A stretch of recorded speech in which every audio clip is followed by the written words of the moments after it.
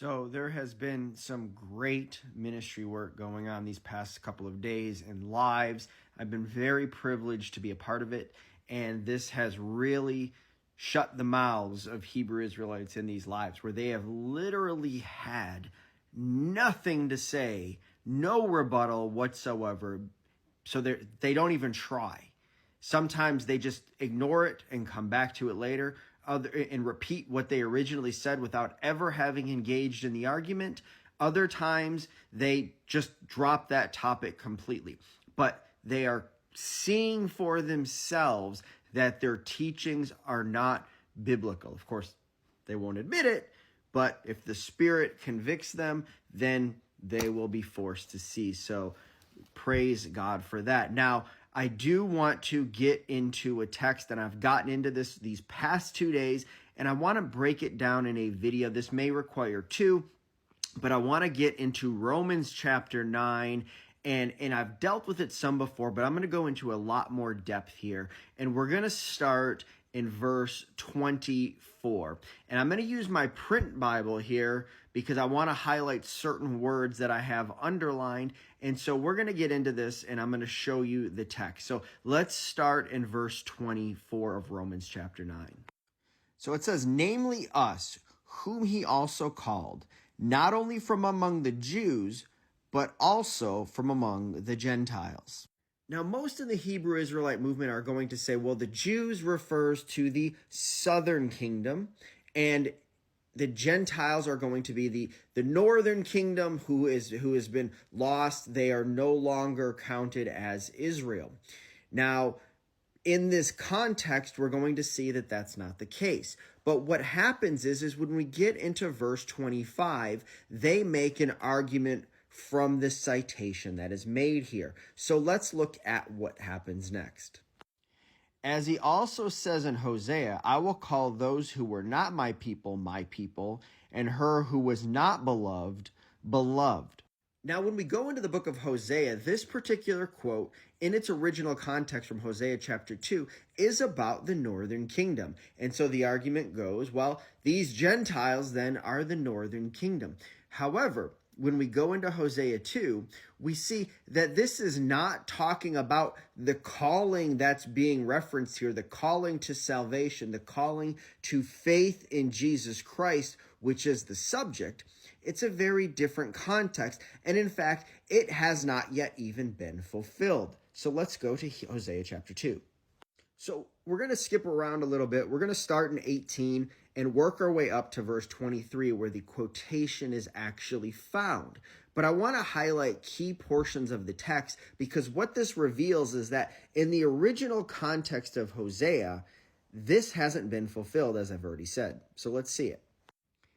It says, on that day I will make a covenant for them with the animals of the field and the birds of the sky and the crawling things of the ground. And I will eliminate the bow, the sword, and war from the land. So on that day, this is going to happen. And I will let them lie down safely. I will betroth you to me forever. Yes, I will betroth you to me in righteousness and in justice and forever in compassion. I will betroth you to me in faithfulness. Then you will know the Lord. And it will come about that on that day, I will respond. So in that day, God is going to respond. I'll respond to the heavens. I'll respond to the earth. And the earth will respond to the grain, to the new wine, and to the oil. And they will respond to Jezreel. I will sow her for myself in the land. I will also have compassion on her who had not obtained compassion. And I will say to those who are not my people, you are my people. And they will say, you are my God. This is a future prophecy. But Paul is taking this language, this prophecy, and he's applying it to the present events of coming to Christ in Romans chapter 9. So he's making a completely different application than what we find transpiring in Hosea chapter 2. This is called typology.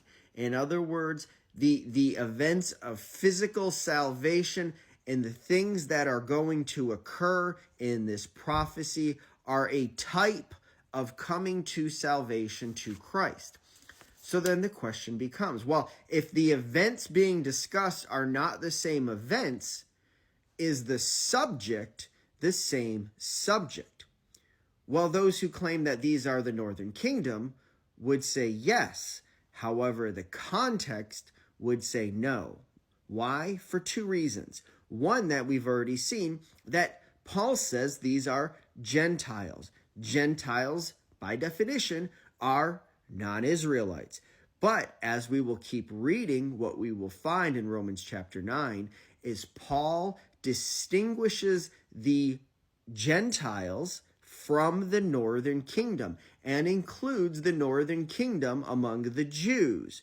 Now, as a quick aside, why does he do that? It's because by the first century, Jews and Israel were the same thing.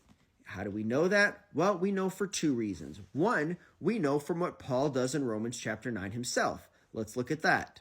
Notice here, he had said not only from among the Jews, but also from among the Gentiles. So Paul is distinguishing the Jews and the Gentiles.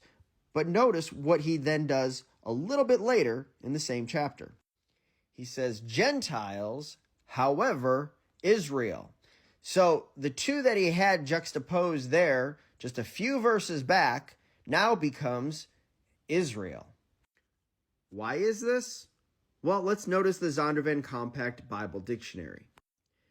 Under Jews, it says, as most of the exiles came from Judah, and as they were the main historical representatives of ancient Israel, the term Jew came finally to comprehend all the Hebrew race throughout the world. So the term Jew was used for all of Israel. And so it was very commonplace. And we see this also in writings of Jews in the first century. Let's see it. This is Philo on Moses, chapter 1, verse 7. And Moses is the seventh generation in succession from the original settler in the country who was the founder of the whole race of the Jews. So even Philo, a first century Jew, uses Jew for Israel.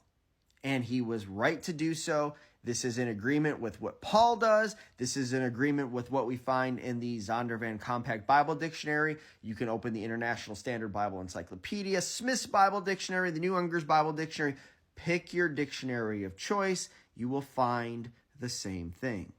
So next we get into verse 26. So we've already seen verse 25 is a type. Verse 26, just like verse 25, is a quotation from Hosea, here chapter 1, verse 10. And it is the same context, but still, just like 2:23 was a typology, we have no reason to believe that Paul now isn't suddenly also using typology.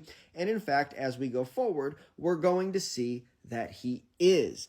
And we'll have to get into that in part 2. But let's go ahead and read what is here said.